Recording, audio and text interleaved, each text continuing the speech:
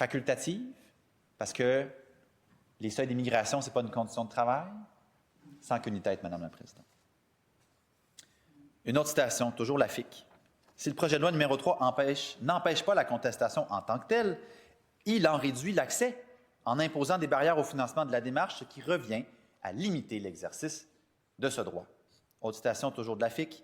Est-ce que les luttes syndicales pour le droit à l'avortement ou pour la création de garderies subventionnées étaient facultatives pour notre société? Pourtant, selon la logique du projet de loi 3, ces grands acquis du modèle québécois seraient considérés comme des domaines facultatifs.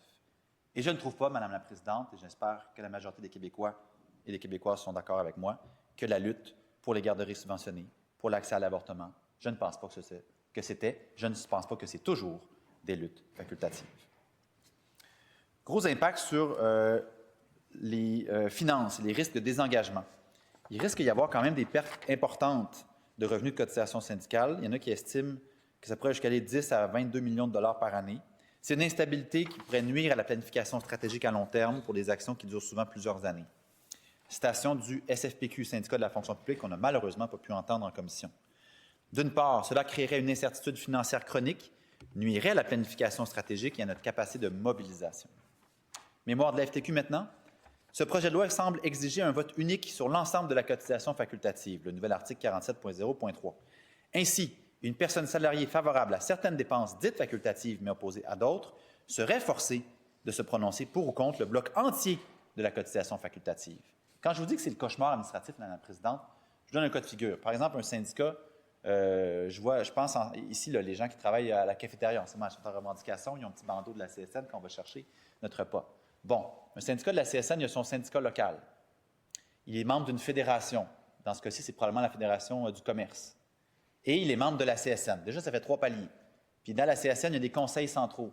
Ça veut dire que c'est une action politique régionale, toutes sortes de dossiers. Fait que dans le fond, il y a 4 instances, il y a 4 budgets. Section locale, section régionale, section fédérative, puis confédérative.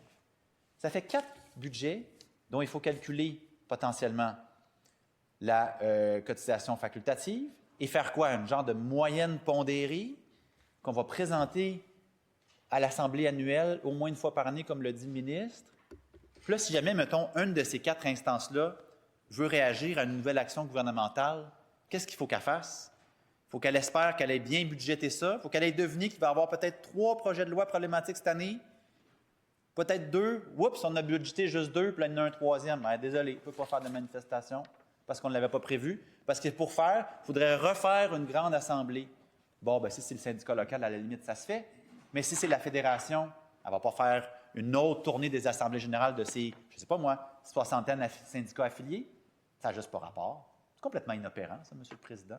On pensait que le gouvernement disait il faut que ça soit plus simple, les processus au Québec, il faut réduire la paperasserie. Là, il est en train de nous générer un truc complètement cauchemardesque. Qui va lever la main après ça dans les assemblées générales syndicales pour dire c'est beau, moi, je suis volontaire pour devenir le trésorier de la section locale? Quelle personne aurait cette folie de lever la main dans ce contexte-là? On va aller gérer un budget qui peut évoluer ou pas. Il va falloir que je reconsulte ou pas, avec des critères complètement flous. Puis à la prime, une potentielle poursuite, jusqu'à 50 000 d'amende. Que n'importe qui dans le membership peut décider d'aller poursuivre. Il va aller monter ça, va aller voir le tribunal administratif du travail. Le ministère administratif du travail va pitcher ça au DPCP. Ah ouais, il y a une belle poursuite. Déjà que le milieu syndical là, est ankylosé par le fameux 47.2 qui oblige à défendre tout le monde. Même les harceleurs, j'avais essayé de convaincre le ministre dans son précédent projet de loi, exempte les syndicats de défendre les harceleurs sexuels. Le ministre a dit non. Déjà que c'est lourd, le 47.2, de toute nature, hein, sexuelle ou pas, là, c'est lourd, le 47.2, bien, on en rajoute une couche. Là, on aura une menace de poursuite ou une poursuite de n'importe quel membre qui va être pas content de 3-4 virgules dans le budget local, le budget central de la région, le budget de la fédération, le budget de la confédération, puis on part en poursuite. Hallucinant. Complètement hallucinant. Après ça, le ministre dit non, je ne fais pas ça contre les syndicats, je fais ça pour les syndiqués. Tout ce processus-là, délibératif à l'Assemblée générale, comme ce n'était pas assez, se complexifie, M. le Président. Dans son projet de loi, il impose un scrutin secret d'au moins 24 heures pour plusieurs votes, comme les votes d'élection, les votes de grève, les votes de ratification. Ça dénature la démocratie syndicale et ça favorise l'ingérence patronale. Parce que plus le processus est long, plus il peut y avoir de l'influence externe. Alors qu'en principe, c'est prévu dans le code qui n'est pas supposé en avoir. C'est quand même fascinant, ça. C'est écrit dans le projet de loi, toute charge syndicale. Ça veut dire que, par exemple, dans un centre de service scolaire, X ou Y, dans une petite école primaire, si la déléguée syndicale de l'école en question part, par exemple, en congé de maternité, bien, il faut remplacer la déléguée syndicale. Il faut organiser un vote de 24 heures, continu. Fait que soit vous avez un volontaire qui va passer une nuit blanche dans un local de l'école, ou on imagine ça va être un vote électronique en ligne. Un vote électronique en ligne, ça coûte de l'argent, Madame la Présidente. C'est quand même des sous, là, c'est des bidous, là. C'est pas gratuit, un vote électronique. Mais pourquoi il faut 24 heures d'un vote pour remplacer une déléguée syndicale qui s'en va en congé de maternité? C'est lourd. C'est bien trop lourd. Le ministre me fait le nom de la tête. C'est écrit charge syndicale. Être délégué syndical, c'est une charge syndicale, Monsieur le ministre. Il va falloir peut-être corriger ça dans votre projet de loi. Parce qu'en principe, un comité pour préparer la retraite de Suzanne puis Michel, c'est une charge syndicale, ça aussi. Fait que pour ça aussi, pour créer un comité, pour remplacer quelqu'un sur un comité de retraite, bien, il va falloir faire un vote de 24 heures. Encore une fois, on loue une salle puis on a quelqu'un qui passe une nuit blanche, 24 heures en continu, ou on fait un vote en ligne puis on dépense des milliers de dollars dans une procédure de vote en ligne. Tout ça pourquoi? Il n'y en a pas de problème d'élection de charge syndicale dans le milieu syndical. Ce n'est pas un enjeu. Ce n'est même pas un enjeu des 3 maudites mêmes anecdotes qui ressortent tout le temps, le ministre. Fait que pourquoi on impose cette procédure-là complètement abracadabrante pour quelque chose d'où il n'y a pas de problème? Citation encore, je cite la FIC. L'obligation de tenir des votes à scrutin secret sur une période de 24 heures. Cette situation forcerait la tenue de vote à l'extérieur des assemblées générales. Pourtant, les assemblées générales sont les lieux de prédilection où se transmettent les informations et se tiennent les débats. Autre citation de Jean-Claude Bernatchez, un expert en droit du travail. Une décision collective une décision collective ne naît pas seulement du moment où l'on dépose un bulletin, il émerge d'un débat, d'un échange, d'un contexte. Lorsque le vote est détaché de l'Assemblée, il perd une part de cette densité collective. C'est donc une surcharge logistique, une énorme rigidité et des énormes coûts qui vont être imposés par le gouvernement de la CAQ dans un milieu du travail qui, je le rappelle, ne vit pas une crise. 3 petites anecdotes qu'on ressort ad nauseam. Je n'appelle pas ça une crise. Encore une citation de la FIC. Cette situation forcerait la tenue de vote à l'extérieur des assemblées générales. De plus, dans plusieurs circonstances, le format prévu au projet de loi 3 s'avérera inadapté à plusieurs organisations et à réalité locale, engendrant ainsi des coûts supplémentaires importants pour tous les membres. M. Bernatchez de nouveau, les syndicats devront consacrer davantage de temps et d'argent à la conformité légale. Les petites unités risquent d'être débordées. Certaines devront embaucher ou externaliser des services comptables, ce qui réduit leurs ressources disponibles pour la mobilisation, la représentation ou la négociation. Je pense que c'est la CSN qui avait utilisé l'image en commission, Mme la Présidente, a dit, on a l'impression qu'on se fait attacher une main dans le dos par le gouvernement. Qu'on ne sera plus capable de se battre à armes égales avec nos vis-à-vis patronaux. C'est ça la job du ministre du Travail en principe. C'est d'être un peu l'arbitre entre le capital et le travail. Mais je le disais hier en période de questions, on a l'impression depuis une couple d'années, une couple de mois, que la CAQ est comme la tour de Pise. Elle pense toujours un peu plus d'un bord. Elle est en train de renoncer à ce rôle-là historique du ministre du Travail, de trouver l'équilibre en attachant une main dans le dos du milieu syndical. Je parlais tantôt de la fameuse transparence et des coûts disproportionnés. Il y a une nouvelle exigence de transparence dans le projet de loi à travers des rapports détaillés, des audits obligatoires. Puis ça a été dénoncé comme étant des choses redondantes et excessivement coûteuses, visant principalement à épuiser les ressources des petites organisations syndicales. Dans son projet de loi original, dans le projet de loi 101, c'était des audits pour tout le monde. Mais des audits, Madame la Présidente, ça coûte très cher.